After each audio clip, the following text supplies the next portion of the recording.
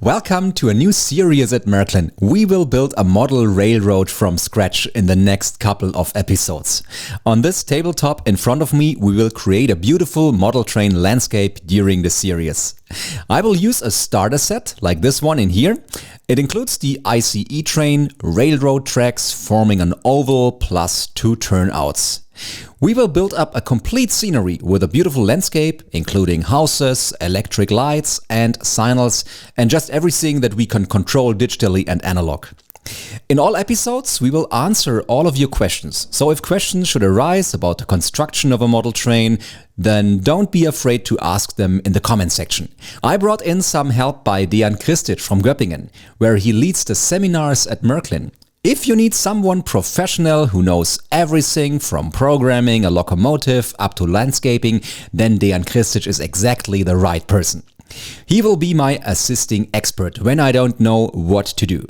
We will stay in contact during the whole episode and just talk a little bit from time to time. Let's have a look at the ICE starter set and the ICE train that is included here and the train that will be the star of our episode. I will unbox it right now and have a look what's inside. What's nice about the starter sets is that it contains everything you need to get started. First question right away, if you have an old model train from the past, is it possible to combine the old parts with the new ones? All the parts are basically down compatible. That's a fact we attach great importance to at Märklin. So every part, starting from the metal tracks you may still find at home, can be used together with modern parts. The same goes for all kind of rolling stock, like the locomotives.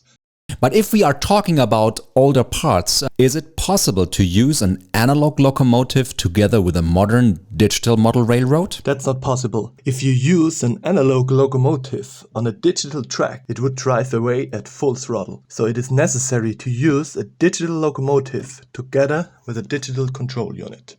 Let's have a look at the control units. I have already unpacked the starter set. When you buy the starter sets, it contains everything you need to get started with the latest generation of Märklin trains. It also contains the mentioned control unit, also called mobile station. So nowadays it's not called transformer anymore, you call it mobile station instead. It comes with a power pack and a track connector box.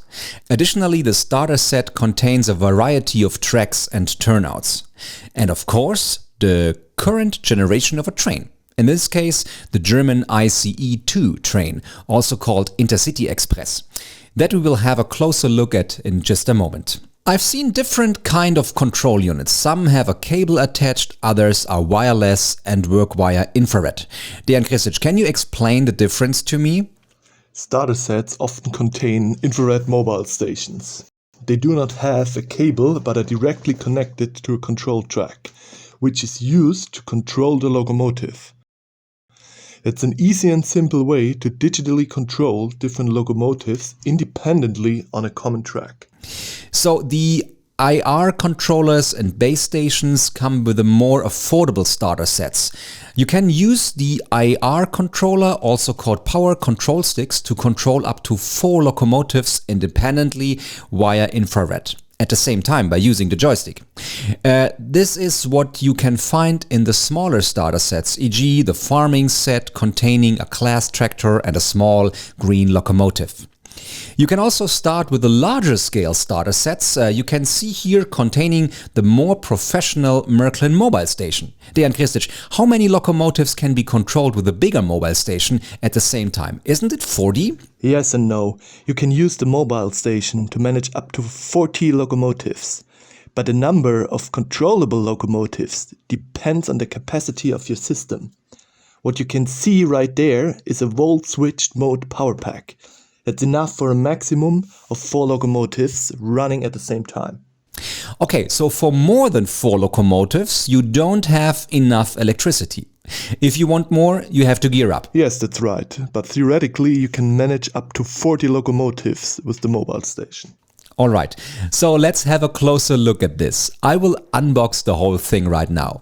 Here's the power pack. And this is the track connector box. I leave the packaging material in the box, so this part can be connected to the tracks in just a minute. We will do this together, which gives you the chance to see the whole process step by step.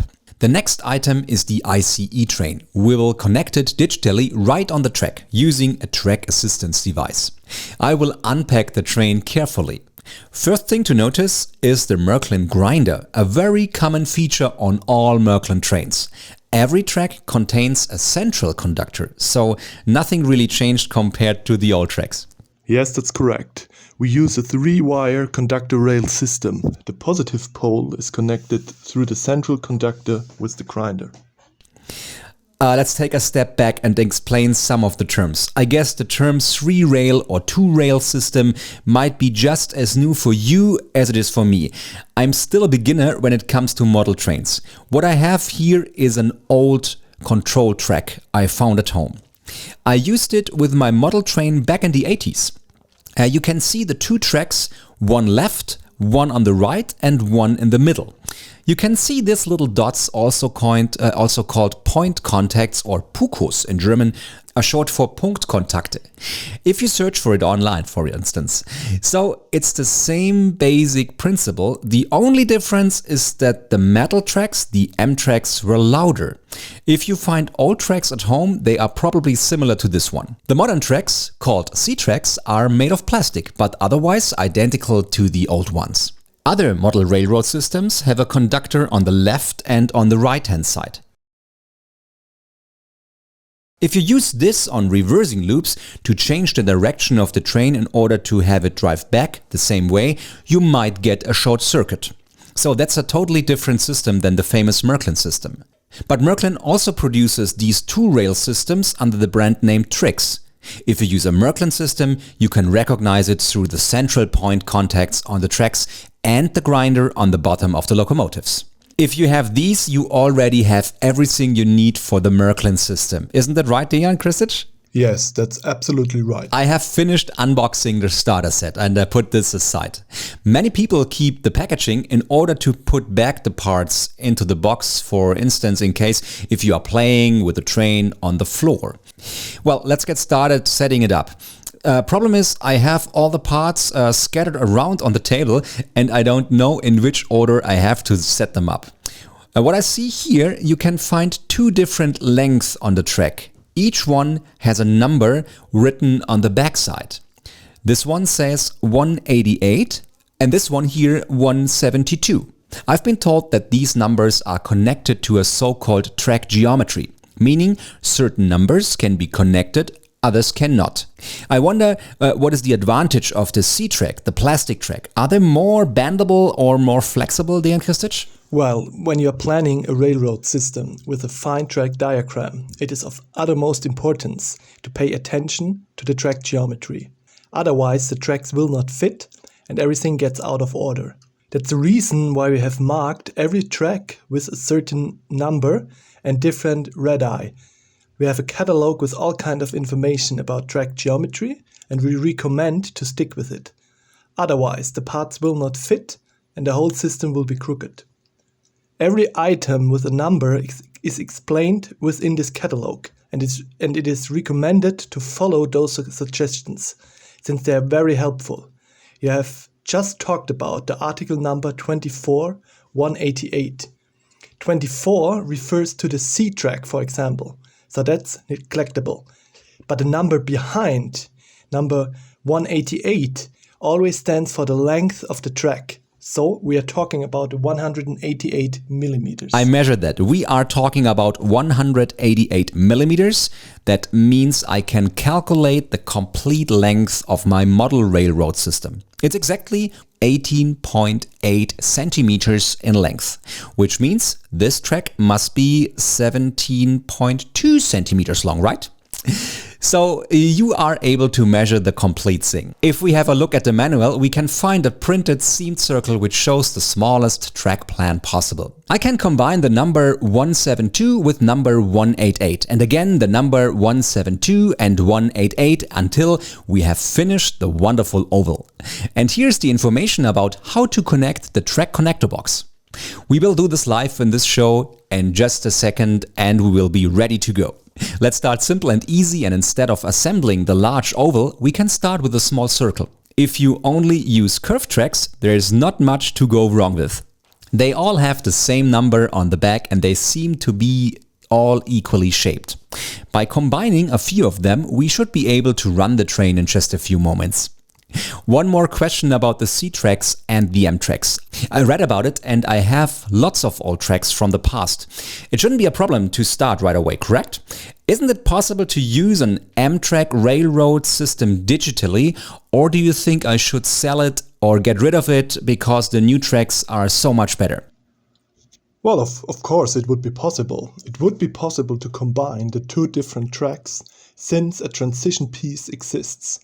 But in my professional opinion and in the opinion of my colleagues, we recommend to switch to the C tracks completely. There are several reasons why. Most importantly, it offers a maximum of driving safety.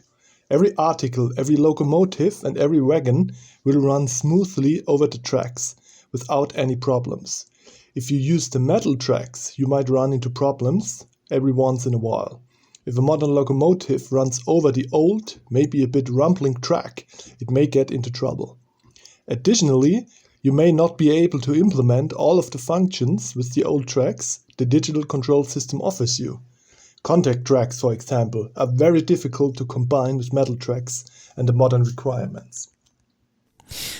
Okay, well, that's very complicated for me right now. I have no idea what contact tracks are and still have a lot to learn about it. The topics driving digital, automation and computer control are still something to come.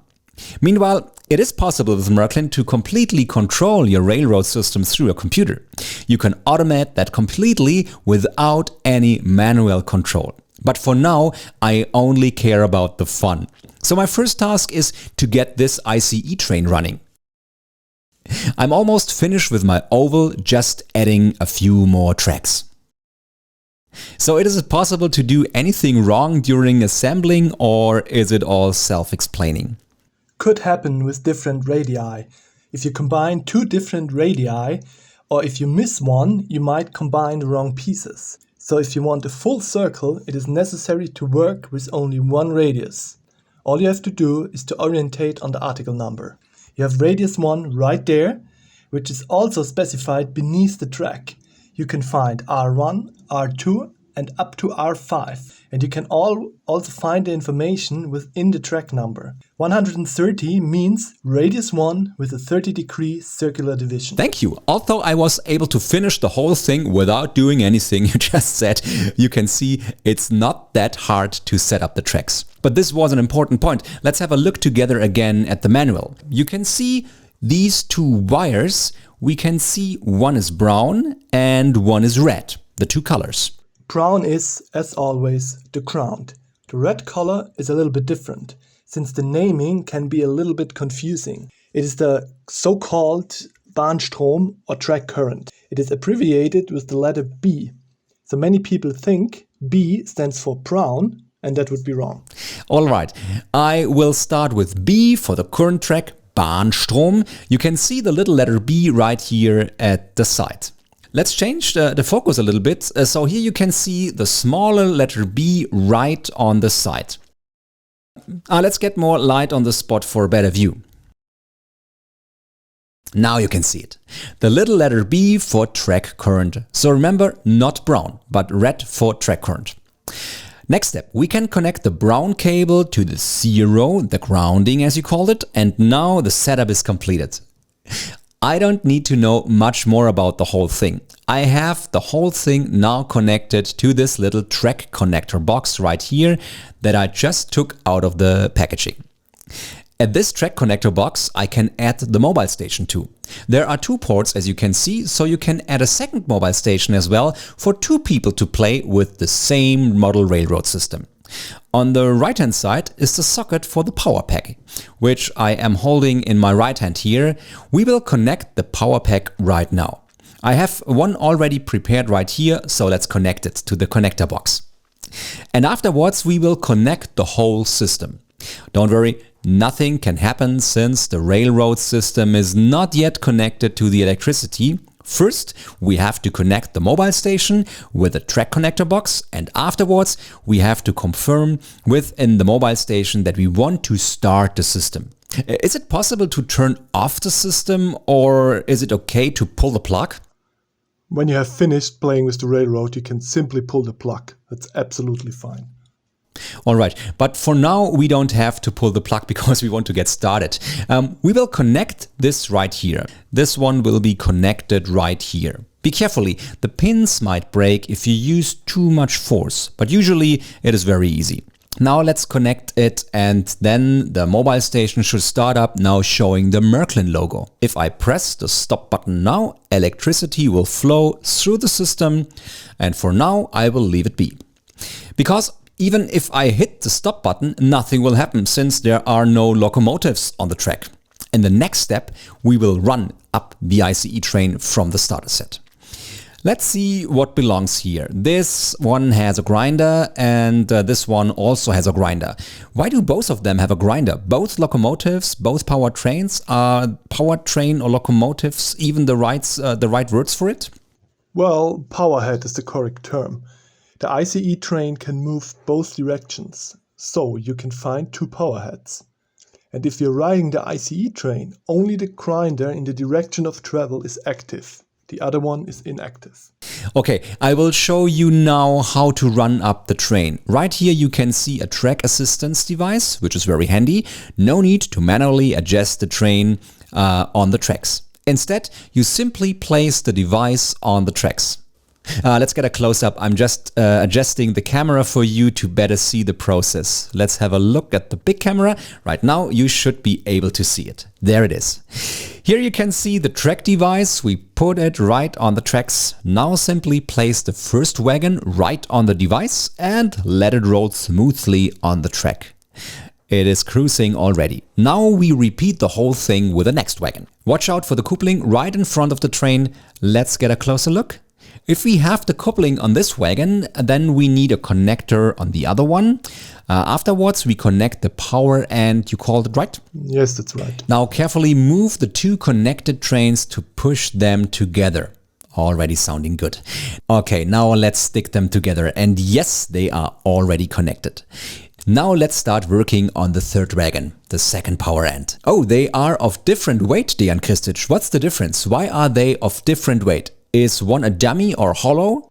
Exactly. Only one of the two power heads contain an engine. The second one is a dummy. Okay, here I can see a speaker on the bottom. So the trains in the starter sets contain sound effects and everything, and probably lightning effects too, don't they? Yes.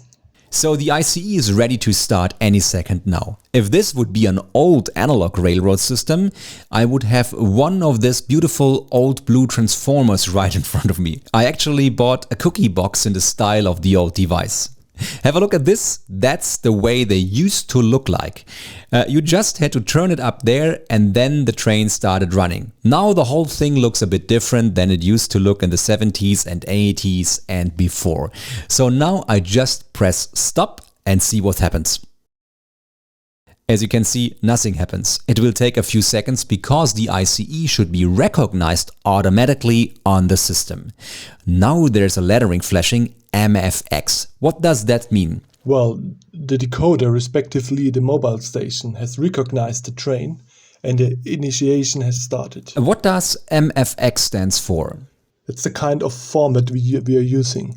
It is a multi-protocol format which is used bidirectional by the locomotive and the central unit.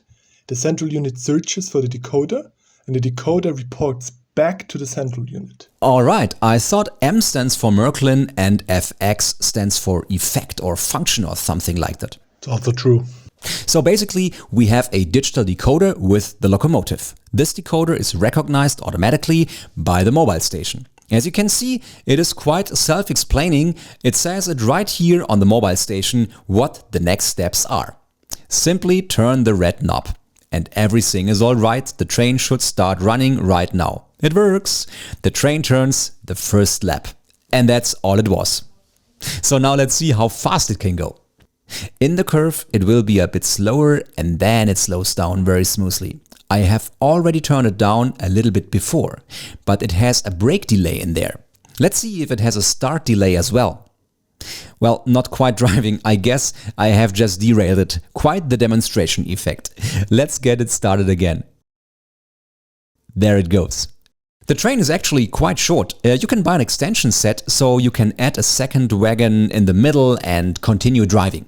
But right now there's very little space here on the track. In the next step, we want to expand the whole thing to a larger oval. But before we do that, let's have a closer look to this train.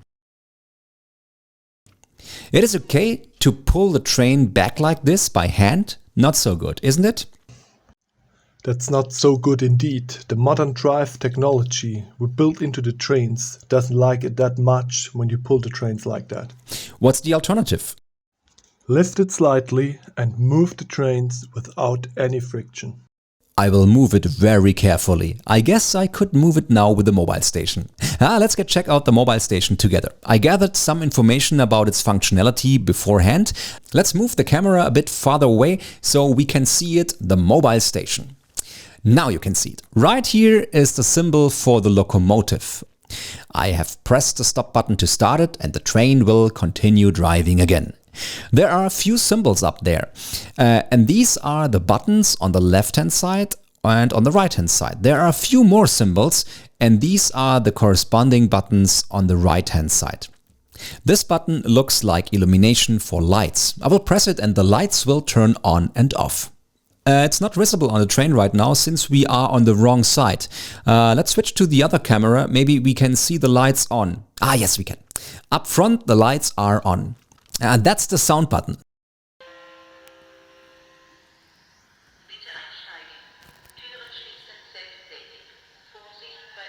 Now that's the platform announcement. There is a second button. Sounds like a startup noise.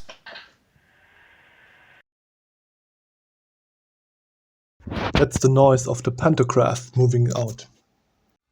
Okay, the pantograph's right on the top, alright.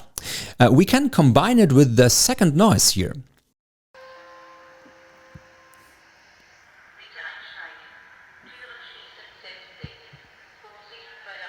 Right here I can see a symbol in the shape of a turtle. What it is for? That's shunting or slow drive.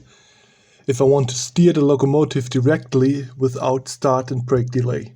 So every time you want to shunt your train, simply press that button to directly control the locomotive. Okay, there's a second symbol here. What is this? Another sound?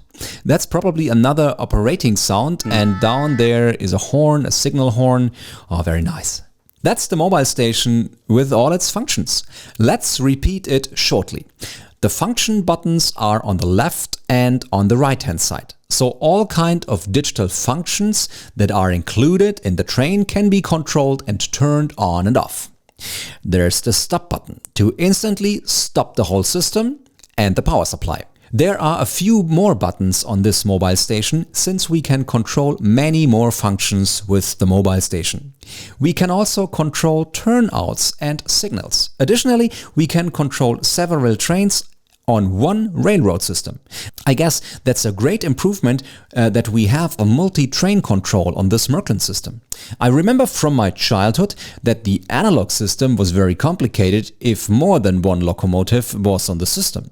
What's the situation on this system? Can I simply add another train on the same track or a parallel track? Let's compare it to the old system. You had one single electric circuit, and every piece of moving equipment within the circuit was controlled directly. It was not possible for the customer to independently address a single locomotive within the circuit. The digital system is different, of course. Every locomotive contains a decoder, a house number, so to speak. The central unit, in this case the mobile station, communicates with every single house number and tells them what to do. So this gives me the opportunity to control a various number of locomotives independently within a single circuit. Okay, I will give it a try. Let's take the ICE from the track, since we have more space on the system. There are also some turnouts included. Using these, we can easily build ourselves a side track or a second parallel track. One train can wait on this side track, while the second one is passing by. So the both of us, Mr. Kristic and me, could play together with the mobile station. Every one of us holding a mobile station, you get to conduct the ICE and I will conduct the steam locomotive, for example. This gives us the opportunity to play together on the same model railroad system. Perfect for parents. Mom gets to conduct the ICE and the son takes over the steam locomotive. Or the daughter takes the ICE and the father takes the steam locomotive, depending on whoever wants to take it. Let's find out how to connect it. Let's take a look onto the manual. That's where we find it. Where is it? Right up front here.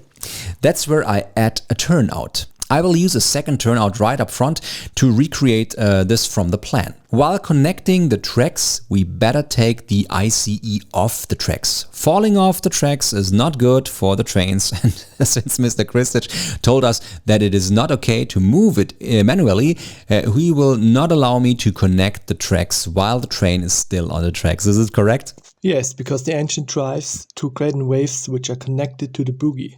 So if you pull the train while the engine is blocked, they will fall off. This means we have to open the train and manually reposition it.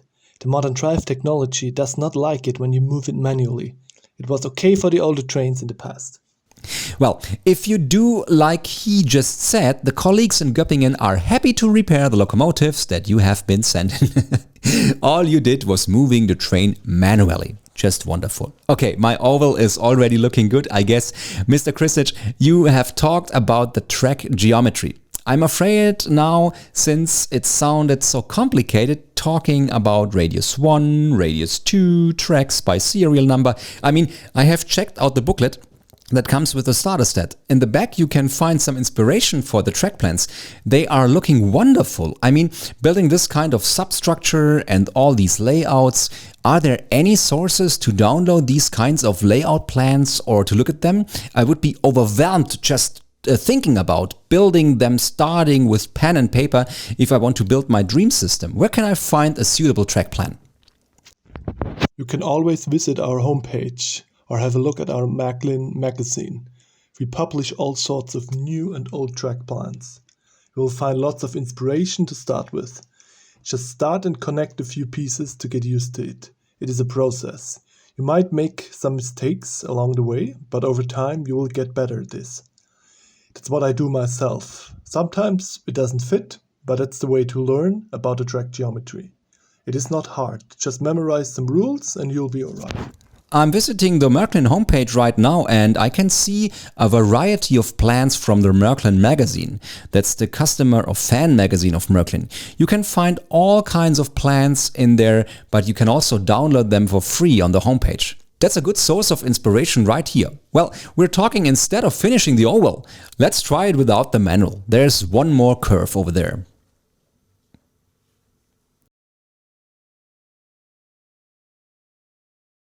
And it fits right here. Now let's remember there is a short and a long track. We can combine these to a longer piece, and now my side track is almost finished. It is way too short for the ICE, but luckily I still have some tracks left, so we will leave it for the next episode. Right now we are able to change the direction of the turnouts. Let's take a closer look. Where is the turnout? Here it is. You can work it manually already. Exactly. But you can add all kind of features. We can add illumination to the turnout or a lantern. We can electrify the turnout in order to control it via the mobile station or a control box. I have an old one here. Well, not an old one, it is a modern one, but that's what they look like. Here you can see a control box for a signal, but you can find them for turnouts as well. You can operate these analog, so you don't need a digital decoder in the turnouts. That's good if you use a smaller starter set which contains a train like this one. You can easily connect a control box to this one to change signals or turnouts. But this one is one of the bigger starter sets where we could add a turnout mechanism and a digital turnout decoder to the turnout. I have already prepared something. Let's see where it is. We can use this to digitalize the turnout. Let's take a closer look. And this is an electric turnout mechanism. That's the look of the packaging.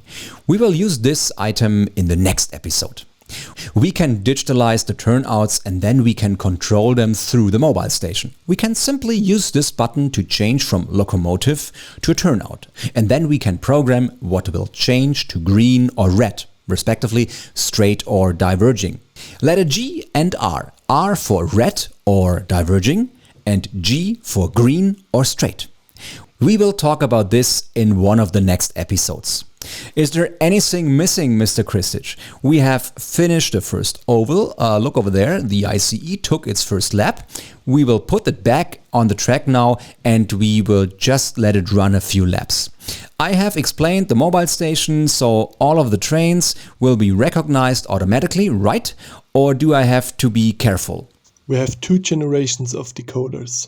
The newer ones, starting from 2004, use the MFX protocol we have mentioned before. They all lock on automatically. If we use an older locomotive, starting from roughly about 1985, 1986 up to 2004 with an older protocol, it will not be able to send its lock-on information to the central unit. So these locomotives have to be locked on manually into the mobile station. But it's an easy task without any difficulties. I got an older locomotive with me, the beautiful BR103 that I just got second-hand recently. It is an older generation, quite heavily with metal pieces. It does not run as smooth as the newer versions, but is a very nice looking one. I put this on the tracks and don't worry, it will not drive away. The previous owner wrote down the address, the train address for me. If you know the train address or the article number, which was written on the packaging, it is easy to connect the train with the mobile stations manually. You can either use the product number from the Märklin catalog or the Märklin website or the direct address of the train. Is that correct, Mr. Kristich? Yes, it is possible to completely put on a locomotive by hand into the mobile station.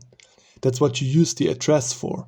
You can look it up within the decoder to find the address of the train. If you're using a Märklin train, the train data are already included in the database of the mobile station. You can simply search for the article number in your mobile station, confirm it, and your train is ready to start. But it only works for Märklin products. Every information, like the name or the settings, is already included. Okay, let's try it out together. I'm pressing this button right here. That's the shift button. There is the button with a screw wrench and a locomotive symbol. If I press this button, I can modify my locomotive and program an address. You can also remove a locomotive or write a locomotive card. By pressing the shift button and rotating the knob to the right, a plus symbol appears. This should be the place to create a new locomotive. Let's press it again. You can see the function named New Locomotive from Locomotive List. You can also choose from database. Another possibility is the manual creation. There is also the function Detect if for any reason the automatic detection did not work. This is the place to restart it. I'm choosing from database now and I'm already seeing the complete Märklin database. There is the Zeppelin locomotive, the BR184, the BR185 and so on. They are all here. And on the left hand side there are the old Märklin catalog numbers displayed. You can see it. To look up the specific locomotive. Yes, that's very important. The database contains only the Märklin Motorola addresses that were manufactured by us in the past. All the newer locomotives using the MFX protocol are automatically connected to the mobile station. So these locomotives are not included within the database. Alright, very good. I'm trying whether I was right about the address of the locomotive or not. Well, that's not working. Must be another number. Okay, no problem. I will look up the address of this beautiful BR103 train for the next episode. Might be a bit tricky if you don't have the packaging anymore, but that's not a problem. We will work it out for sure.